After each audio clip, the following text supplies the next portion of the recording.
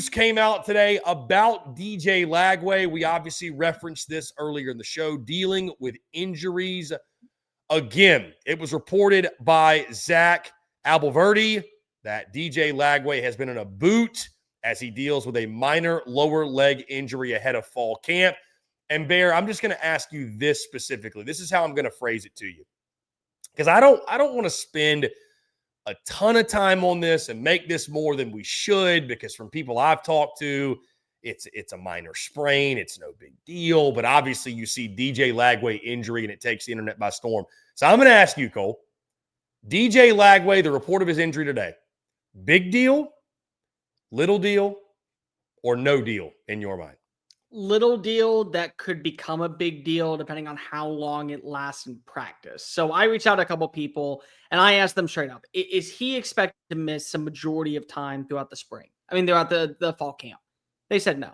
They think that he will be at practice. They don't know if he'll be a full participant, if he'll be limited when it comes to maneuvering outside the pocket, if he'll be basically put in bubble wrap per se of, hey, nobody touches the quarterback and we're kicking you off the team. Like I don't know any of that stuff, and they don't either.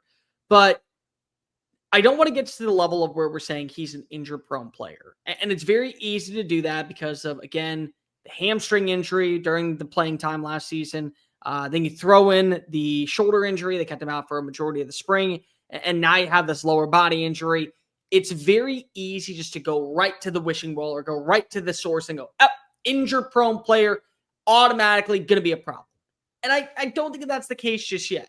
Now, if it happens in the regular season, then we have to have that conversation. But it sucks in the world of college football just in general because of the talent that DJ Lagway has is through the roof. Hang on. Oh, God bless. I hate when that happens too. When the sneeze is coming on to the Bear. Cuts in your throat, and it's like you think it's going to come out, and then watch, in 5 minutes it's going to come out. But the talent that DJ Lagway has is through the roof. He honestly, from a perspective of just given ability, maybe a top 5 passer in college football this year.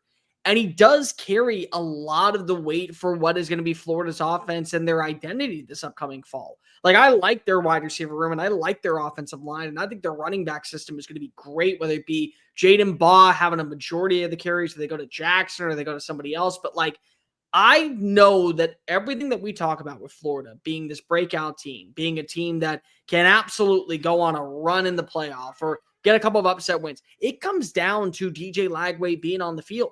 And the thing that really worries me with this is how many practices is he going to miss because if he is in the training facility, working on his body and rehabbing. And that is a concern because of you already didn't have a majority of the spring and you've been probably limited at times throughout the summer. And yeah, you've been able to build some rapport with these young receivers, but you haven't been up to the same level of what you wanted it to be. You haven't been able to get to that identity of, hey, you know what? We're speaking the same rhythm. I know when I call an audible at the line of scrimmage, you know what I'm talking about, and we're going to make this defense pay. You haven't built that rapport just yet. And it's so challenging, especially at the very beginning of the year, because, Chris, when you're healthy, it's one thing. But at the start of the season, everyone is healthy. So everyone is on the same page. Everyone is able to kind of learn together, grow together, build an identity together, figure out what works and what doesn't. And then eventually you're going to have to learn to play with those lumps when the injuries begin to stockpile. But it takes time. That's supposed to be week 6, week 7. You don't want to go into the first 3 games and no DJ Lagway, and then he comes back for the Miami matchup, and it's oh, well, now one of your starting offensive linemen's out. Now one of your starting running backs is out. Your wide receiver that you thought was going to be your number 1 isn't playing for 3 weeks. But we need to win this game so that way morale stays at an all-time high against Miami. You can't afford to do that. So it stinks. My overall feel for Florida at this point is there's probably going to be a game that I had them winning that they're going to lose now. But it's not enough to where it's look, if they don't win the college football playoff or if they don't go to the SEC championship, it's not the end all be all. If he ends up missing the game against Long Island, I'm going to be completely honest. Chris, if you lose to Long Island with this roster, you got a lot more problems than DJ Lagway being out. There is way more issues than that. So it's little things that I'm worried about, but it's not enough for me to go ahead and hit the panic button, DEFCON 1. Let's go ahead and start firing up the a new contract for whoever's going to be the coach that we bring in 2020. Like, none of that's happening just yet. Like, and also none of the, well, DJ Lagway, injured prone guy that's never going to make it in the NFL, never going to be able to live up to the expectation. Like none of that has hit just yet either. I'm going to say it's a little deal for now.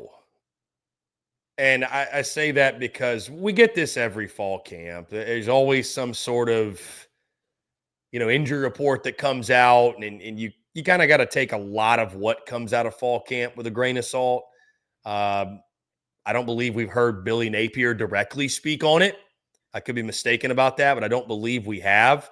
I think it's a little deal for now. Obviously, it's one of those things where if fall camp continues and we're 2 weeks away from kick and, hey, DJ Lagway hasn't really done anything, well, then you start to become concerned. But, talking to the folks we have down there in Gainesville, and I think he's going to be fine. I think it is overly cautious, which is how you'd expect them to be with Lagway. But I do agree with you. I think it's a little deal for now. Obviously, it would become a big deal if his injury lingers into the season.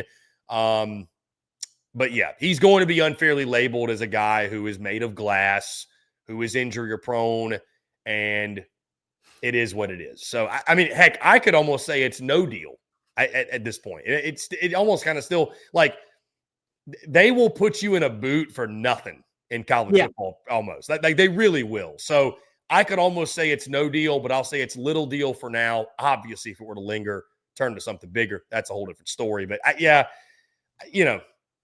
I would agree with you, Cole. I'm not overreacting to it. Let's give it a week or two. If we're still talking about this and it's still a thing, then maybe I'm feeling a little bit differently about it. Like, let me ask you, how many times have you heard of a player that was limited at practice because of an ailing injury during the game the week before or something like that? Yeah. How many times do we go through the college football season and guys are, I don't know if questionable or probable or whatever, but like some guys got a hand brace on or something. They're on an injury report and they play every week. Like, yeah, it happens all the time.